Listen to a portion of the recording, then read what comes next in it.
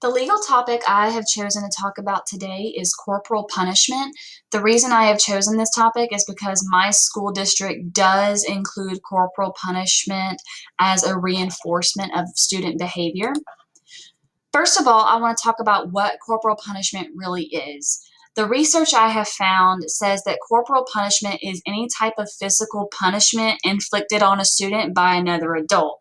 Most people associate this infliction with paddling or spanking. The issue with corporal punishment is that many people think that this punishment is inappropriate, and some even think that it's a form of child abuse. Currently, at my school, the only person allowed to inflict corporal punishment is our principal. No other teacher or faculty member has the authority to inflict corporal punishment on a student but the principal. In order to ensure that corporal punishment is being used appropriately, the courts have used assessments such as a student's age, their maturity level, the nature of their offense, the instrument being used to inflict the punishment, and the motivation of the person who is inflicting the punishment.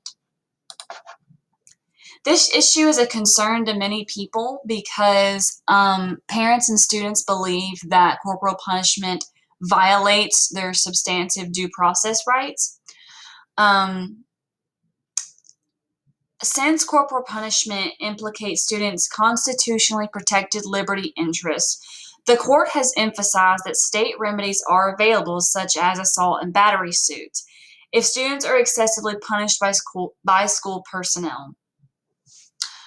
As of 2017, there are about 28 states that prohibit the use of corporal punishment in their school. The first case I want to talk to you about is the Ingram versus Wright case. This was in April of 1977, where an 8th grade student in Florida was paddled so severely by his principal that he needed medical attention afterwards. He filed a claim, but the court dismissed it, and they said that the cruel and unusual punishment clause only applied to convicted criminals, not students. Therefore, his Eighth Amendment was not violated. The second case I wanted to talk to you about was Neal versus Fulton County Board of Education.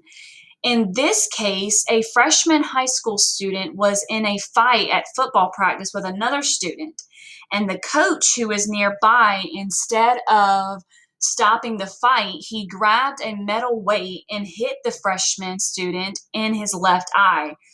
The result was his eye got knocked out of its socket and caused him blindness. The student claimed that his 14th Amendment right was violated, and he also claimed that the school board, superintendent, and principal were liable for this happening, since the coach was obviously not properly trained on how to handle these situations.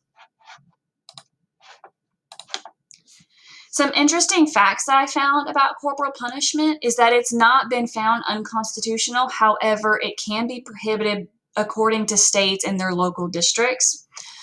According to some recent data I found, over 109,000 students received corporal punishment in the U.S. classrooms in the year 2013-2014 school year. Texas allows corporal punishment unless parents ask in writing that their child not receive it. However, the state of Utah bans physical discipline without a parent's written permission. Corporal punishment is often viewed as a better alternative to suspending students, and I believe that is why a lot of schools started using corporal punishment, because they thought it was a better solution to disciplining students rather than suspending them where they would miss school time. The majority of my research came from my book, Legal Rights of School Leaders, Teachers, and Students. And that is all. I think that corporal punishment is appropriate as long as it is used